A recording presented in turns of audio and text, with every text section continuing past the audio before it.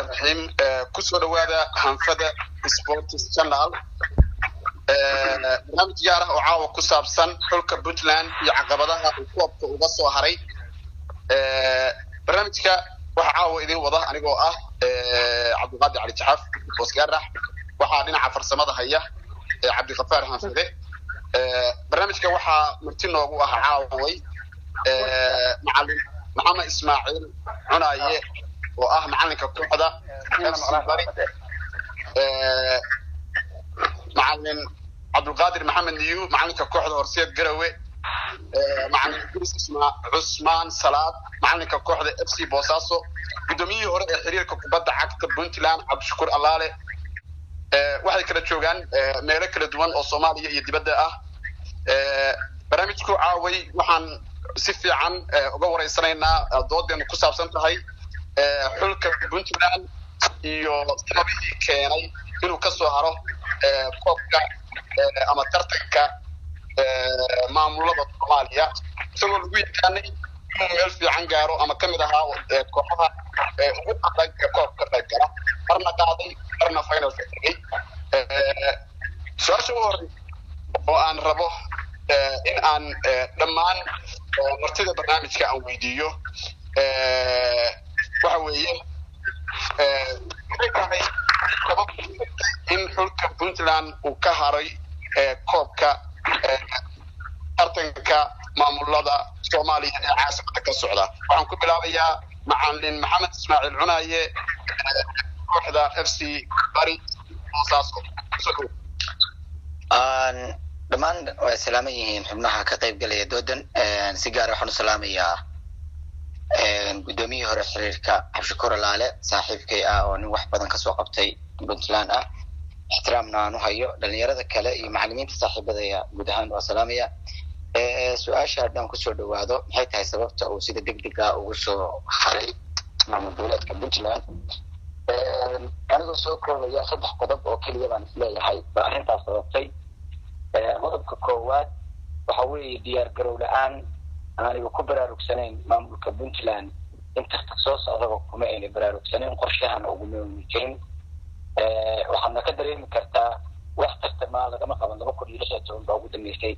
tartama laga qabto waxa weeye qorshaha kuma ay jirin hatta seerabi lama qaban markii ay wasaaradda isboortiga Soomaaliya ku dhawaaqday markaas baa la ogaaday inuu ka mid ahayn dadka bilka dib la ballamiyay inagoo waxba noo diyaarsanayn taasina waxay keentay wixii meesha ka dhacay oo aad arkayseen bay keentay waa qodobka koowaad baa isleeyahay qodobka labaad waxaan isleeyahay xulista ciyaartooyga oo ciyaartooyada qaabka loo soo xilay oo aan loo marin sifo iyo hanaan isboortigu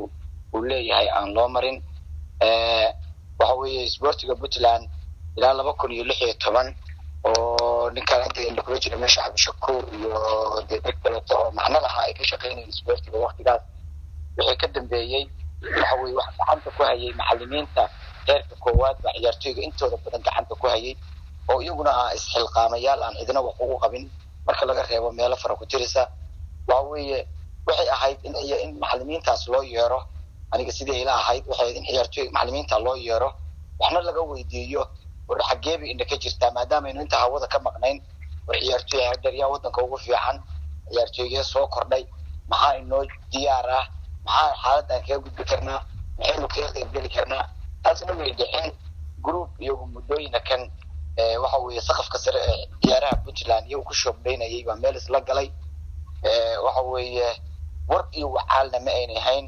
intii hore waxa weeye sportigu oo meelaha marmarayna oo wax socdeen oo kooxo isu tagayeen oo ciyaaraha saaxiibtinimo socdeenna waa iska qaylayeen oo guryahooda iska joogeen markii wax lagu dhawaaqayna waxa weeye NGO wayo iyagu maalintaas qadayaan maamul goboleedku baxayo oo NGO baa soo baxay kadibna markaas lagu hambaray qodobka labaad waxaan isleeyahay macallimiinta bisha laga maray oo waxba la weydiin qodobka saddexaad marka taas waxa soo hoos galaysa xulitaankii oo lagu saleeyay 4.5 ama qaabkii xildhibaanada lagu keen jiray 66 xildhibaan ee Puntland qaabkii lagu keen jiray baa lagu keenay ciyaartooyga hadda meesha metelay laguma keenin xirfad laguma keenin aqoon laguma keenin ilaa ana beelinay gobol walba inay cidi meesha iskaga aragto oo micno ah sportiguna taa uu ka duwan yahay gobol baa mateli kara 22 ciyaartoy oo isku gobol baa mateli kara laakiin u qarma inay shaqada maamul goboleedka u soo qabtaaneen taasna waxaan u maleynayaa in laga xagal daaciyay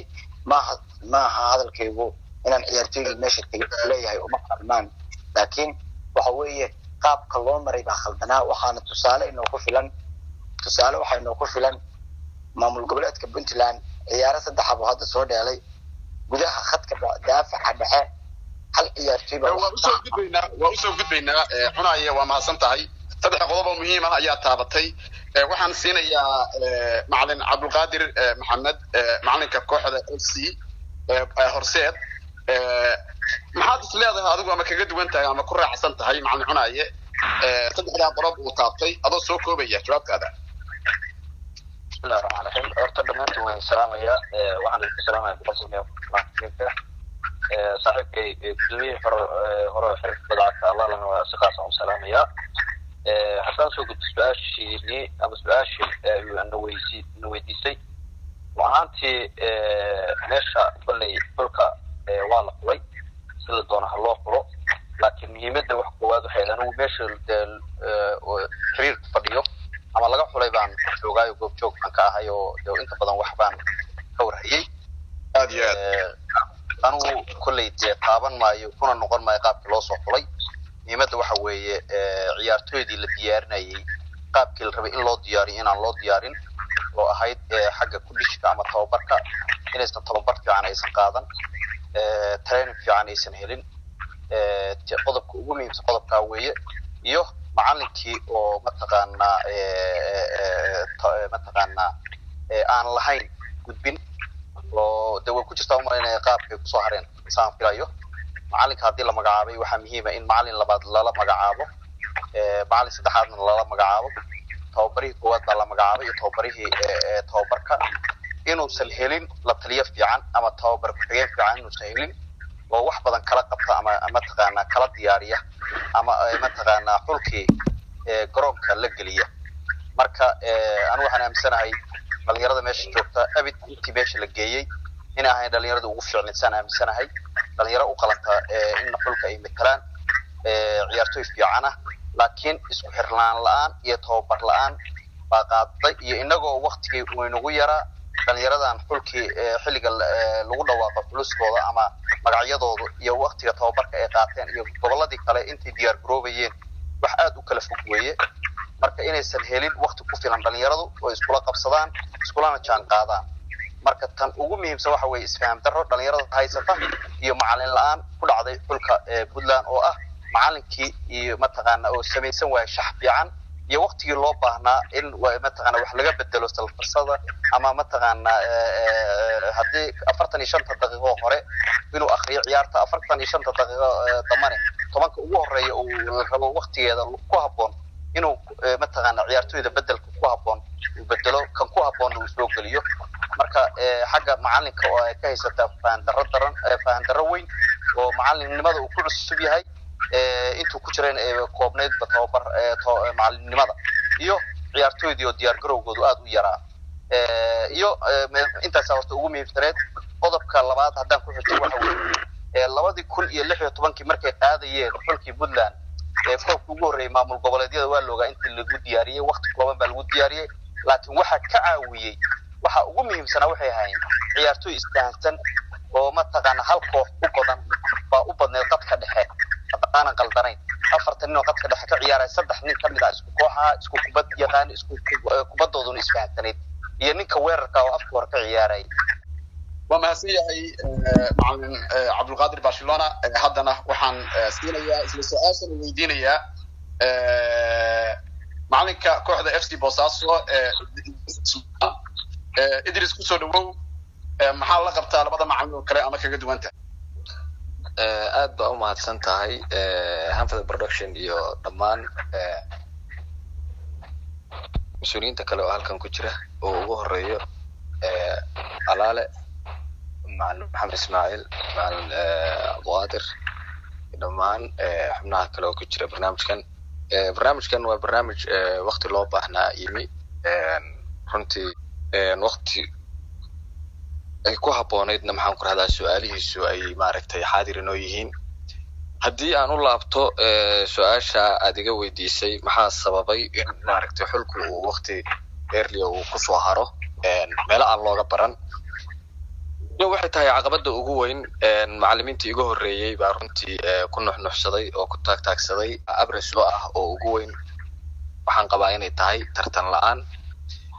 iyo ka fiirsasho la'aan iyo maxaan ku rahdaa odoros la'aan ciyaartoyda maaragtay la geeyey meesha aan la weydiin dadkii maxaan ku rahdaayay lahaa hawshaas oo looga dambeeyey sababtoo ah waxaad moodaa in xulashadu ay ku ekayd meel gaar ah dadka waxulayena ay lahaayeen hal aragti oo ka duwan aragtiyaha 40 milyan oo kale oo Puntland kula nool marka aan si kala qaadana khaasatan inta sportiska oo ku nool guud ahaan Puntland aragti ka duwan oo iyaga gaar u abaad moodaa inay qabeen diyaar garow la'aantu way ugu weynayd wax tartama ama dhicin sidaan wada ogsoonahay laba garoon oo kamid ah garoomada maaragtay Puntland waxa maaragtay ka socday dhisme garoonka Gaalkacyo garoonka Garowe Boosaaso maxaan ku rahdaa wax dhismo ah kama uusan socon tartamo badan baan ku qabanay waliba macallin Maxamed Ismaaciil tartamo badan baa jira oo maaragtay isagu soo abaabulay run ahaantii xogogaal buu u ahaa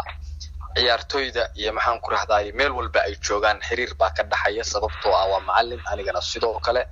macallin Cabduqaadirna dabcan waa qabaa in maxaan ku rahdaa xiriir fiican uu la lahaa ciyaartoyda gobolkiisa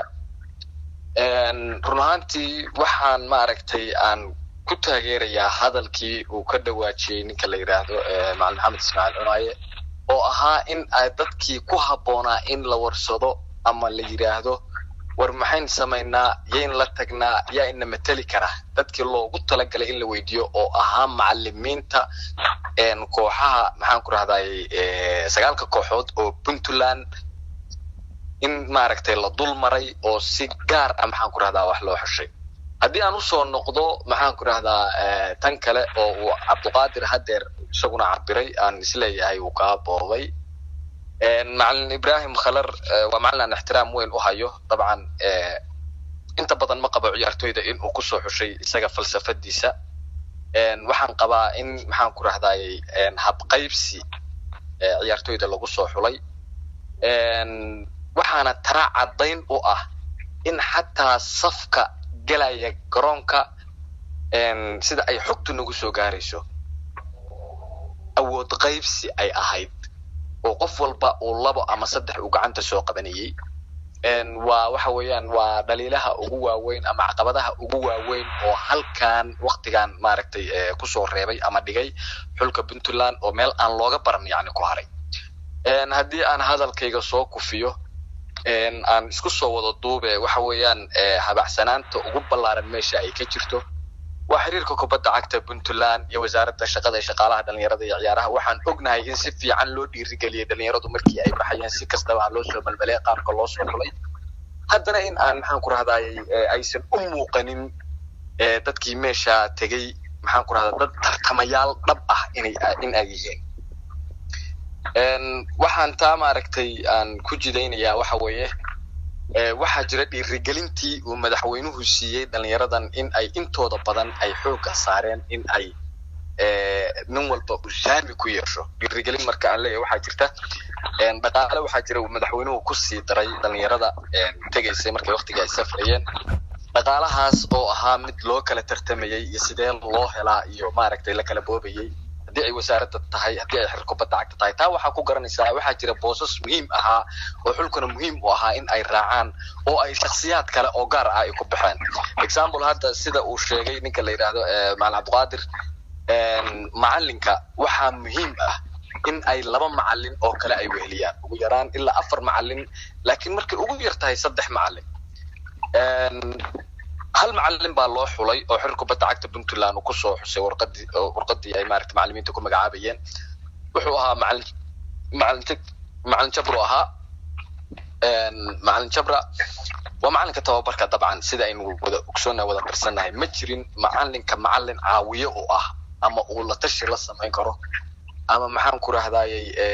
هكوسو حشو تهتيكيسا إن أي كمي ديسان يهين أما هكوسو حشو إنو خبرد لي هاي أما هكوسو حشو إنو وحقون كعاوين كره مدنا با إستاقنا الله ما أقلان إنو سو حشو إن بوسكا ومعلنكاسي بوحين كره أي كوقاتان شخصيات كلا أوقارها أي كوبحان وانا نسيب در رنتي انت سادنا نوغا بحاي وما سنتاي مع إدريس اسم سؤاشي أيان كجرا وحن ويدينيا مراد قدوميه هوري حرير كبدا عقد بونتلاند عبد الشكور الله له قدوميه كسو دو aad baan ugu faraxsanahay caaway baada isboortiga Puntland oo dhan oo ku dhageysanaysa inaad ka hadashid barnaamijkan waqtigiisii muhiimka ahaa la joogo su'aalo loo baahan yahay waqtigoodana ku soo beegmay right time iyo right place na ah marka ku soo dhawow maxaad is leedahay maxay keenay in xulka Puntland oo lagu yaqaanay inuu kaalimaha koowaad kaga jiro ciyaaraha Soomaaliya maanta inuu meel hoose ku soo haro ku soo gudoomiye aad iyo aad ma santiin dhamaantiin inta khadka ku jirta waxaan si gaar ah u salaamayaa macallimiinta ay ka mid yihiin macallin Cunaya iyo macallin Idris macallin Abdulqaadir Barcelona dhamaan Garax iyo Cabdiqafaar Hanfade inta bahda isboortiga oo dhageysanaysa meel kasta ay dunida ka joogaan si gaar ah baan u salaamayaa bacda salaam su'aasha haddaan u soo noqdo لويدي سببتا كانت maxay tahay in xulkii Puntland uu si dhaqsiya uga haro kubadda cagta ee lagu qabanayay gobolka Banaadir jawaabtu dhamaan waxaan maleynayaa inay dadku ku qanci doonaan ay fahmi doonaan siyaabo badanna dadku uga fikiraan waana uga hadlaan laakiin aniga ra'yigayga waxaan leeyahay khiyaanadu waxay ka bilaabantay xiriirka kubadda cagta Soomaaliya ay khiyaanada koowaad ka bilaabatay ugu horeeyo gudoomiyaha khiyaanadaas waxa weeye way diyaar garoobeen gobolka Banaadir diyaar garoobay ku jireen muddo hal sano ah iyo intii ka badnay waxay soo qabsadeen ciyaarihii degmooyinka oo ka kooban in ka badan 18 degmo tartankii degmooyinkana waxa laga xulanayay dadka ugu macquulsan ee loo babacdhigi karo maamul goboleedyada soo socda sidaas la ajligeed waxa halkaas